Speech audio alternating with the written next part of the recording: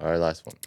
My dad got an email from Amazon. Hi, Corey. Your package has been delivered. How was your delivery? Now, obviously, this is not your typical package has been delivered scenario because we have a very scary looking dog on the other side of the glass door. He's so angry. To which the package has been delivered, and this Amazon delivery person has taken a perfectly framed photo to include the dog. Yes.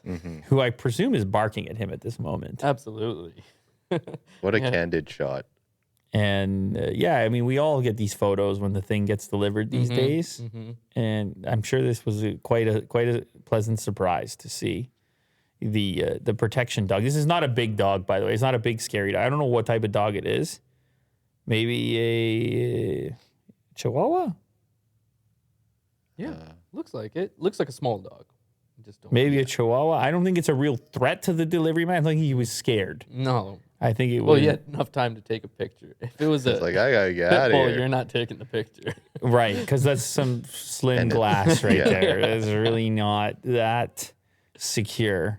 But it's a funny picture, man. Yeah. Imagine you're just at work and it's like your package has been delivered. You look at it, like just see your angry Chihuahua. Yeah.